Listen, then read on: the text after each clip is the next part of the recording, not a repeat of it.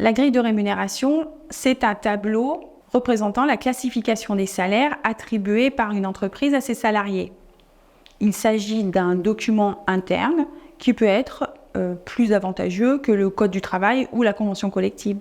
En fonction du système choisi, la grille ne sera pas le même.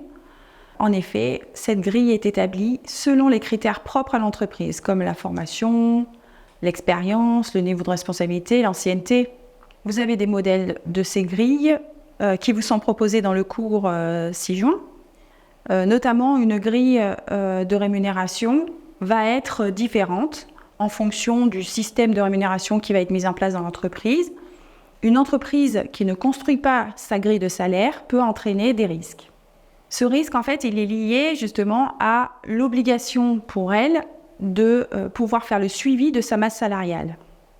Le suivi de la masse salariale est important, rappelez-vous, pour pouvoir créer sa grille des salaires et de sa masse salariale, eh bien, on va devoir faire une prévision sur les différentes rétributions que l'on va faire en fonction justement du collaborateur et de ses performances, afin de pouvoir avoir une vue d'ensemble sur la performance de l'entreprise et surtout sur un prévisionnel à suivre au niveau de la masse salariale de ses salariés. Donc la grille, elle est importante aussi pour l'équité, c'est-à-dire qu'à travail égal, rémunération égale, selon toutes les conditions que l'on a vues précédemment.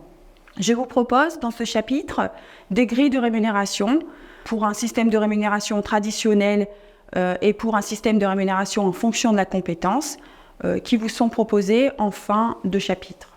Je vous retrouve au chapitre suivant pour commencer les exercices.